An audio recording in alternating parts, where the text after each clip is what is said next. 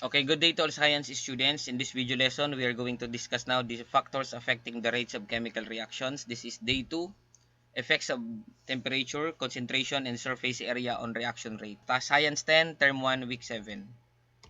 Objectives: explain how temperature, concentration, and surface area affect the rate of a chemical reaction.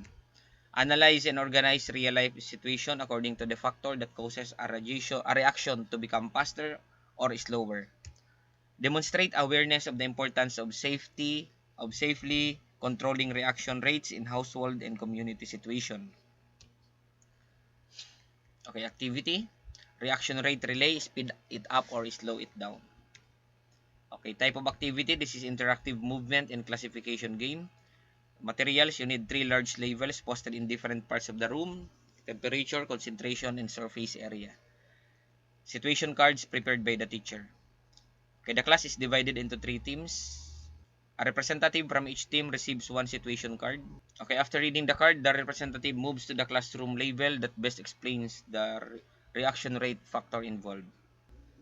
The representative has 10 seconds to explain the choice using the sentence starter. The situation involves blank because blank. And number 5, a correct classification with a clear explanation earns 2 points. A correct classification without explanation earns only 1 point. Okay, this is the situation card na ipiprepare ng teacher. Number 1, leftover chicken spoils more slowly inside a refrigerator. A crushed effervescent tablet reacts faster in water than whole tablet. A flame becomes stronger when it receives more oxygen.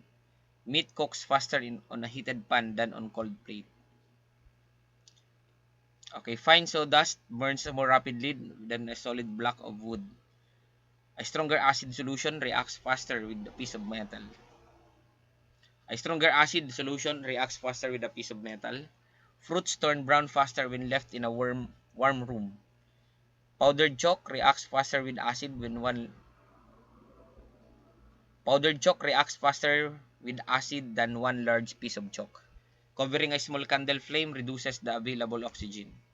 Dito tayo sa senaryong ito. The School Canteen Preparation Challenge. During Nutrition Month, the school canteen planned to prepare calamansi juice and grilled food for many students.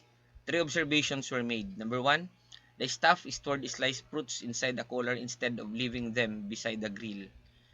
One staff member crushed ice into smaller pieces so it could melt and cool the drinks faster. The charcoal fire became stronger after someone increased the flow of air using a fan. The student volunteers were asked to explain why this action The student volunteers were asked to explain why these actions affected the speed of changes occurring in the materials. Okay, let us answer these guide questions. Why were the sliced fruits placed inside the cooler? Okay, the sliced fruits were placed inside the cooler because lower temperature slows browning and spoilage related changes. What factor explains why smaller pieces of ice melt faster than one large block? So the factor is the surface area. So mas maliit po yung yellow. The smaller pieces of ice have more exposed area in contact with the surrounding or the water, allowing melting to occur faster. So why did the charcoal burn more strongly when more air reached the flame? It's because of the oxygen. Because more air supplied more oxygen, increasing the available reactant concentration for the combustion process. Which 3 factors affecting reaction rate are shown in the scenario? Okay, the factors are temperature, surface area, and concentration. Why is it important to understand these factors in food preparation and fire safety? Understanding these factors helps preserve food quality, prepare materials efficiently, and avoid unsafe fire conditions. Okay, temperature. What is temperature? It is a measure of the average kinetic energy of particles. When temperature increases, particles move faster. So faster moving particles collide more often with greater energy. So the greater the temperature, the greater the kinetic energy, and the faster the movement of the particles. So meaning mas mabilis din yung reaction.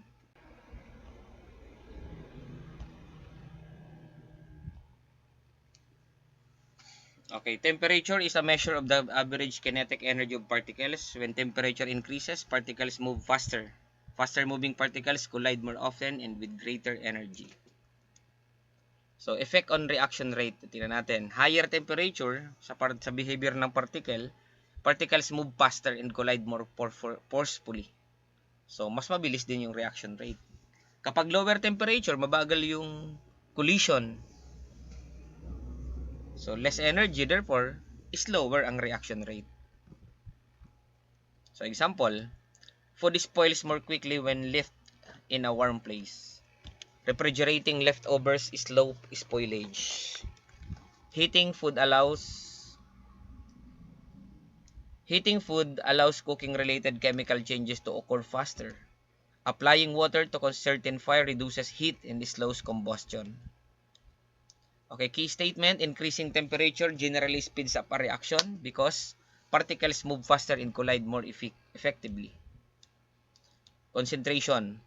Concentration refers to the amount of a volume. Concentration refers to the amount of a substance present in a given volume. More concentrated reactant contains more particles within the same amount of space. Because more particles are available, collisions occur more frequently. So, yung mas marami yung amount, that is concentration. Effect on reaction rate, kapag higher concentration, therefore, more reacting particles in the same space, usually faster. Kapag lower yung concentration, dahil kukunti nga yung particles in the same space, that is usually slower. Example, a stronger acid solution may react faster with metal than a weaker solution. A fire becomes stronger when it receives more oxygen. Covering a small flame limits oxygen and may cause the flame to go out. Okay, key statement, increasing concentration usually speeds up a reaction because more reactant particles are available for collision. Surface area. So, surface area refers to the amount of exposed outer portion of a solid material. A solid reactant can only react at the parts exposed to another substance. Breaking a solid into smaller pieces exposes more particles. So, kaya pala mas mabilis matunaw kapag dinurog mo yung ice. Kasi, mas marami yung exposed na area doon sa surroundings. Unlike nung isang solid lang na yellow, yung exposed niya lang, yun lang ang magkakaroon ng reaction. Ayan. Form of solid, one large piece, smaller exposed surface that is slower. Small pieces of powder, larger exposed area, so mas marami kasi pinililiit mo yun, lahat may naka-expose, that is faster. Examples, crushed tablets dissolve or react faster than whole tablets. Small pieces of charcoal burn faster than large chunks. Powder calcium carbonate reacts faster with acid than marble chips. And finally, chopped ingredients are affected by heat more quickly. Okay, key statement, increasing surface area speeds up many reactions involving solids because more particles are exposed for collision. Okay, comparing the three factors, the temperature, concentration, and surface area. What is changed?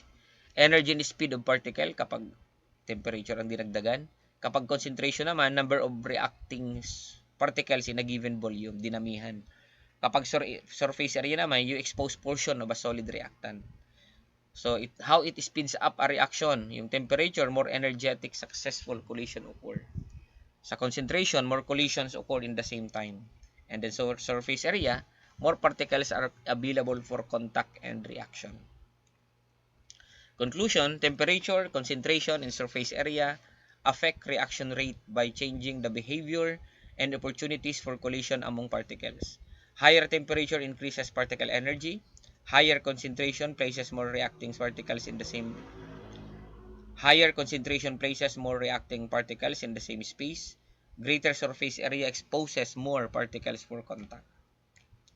Okay, these concepts explain why everyday situations such as storing food in a refrigerator, controlling a flame, crushing substance before use, and handling combustible materials safely.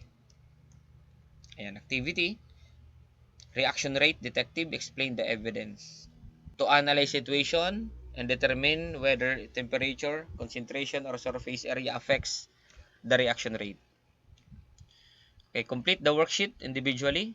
Read each situation carefully and identify the factor involved. Then explain whether the reaction becomes faster or slower and why. And Ito yung mga sasagutan natin. Choose from temperature, concentration, yun ay sasagot nyo. Halimbawa, sliced mango, left beside a warm window, turns brown faster than one placed inside a refrigerator. So, ang sagot niya siyempre, temperature. And then, crushed antacid tablets bubble more quickly in water than whole tablets. Ayan. That is surface area. Okay, nang sasagot niyan. And then, complete the scientific explanation.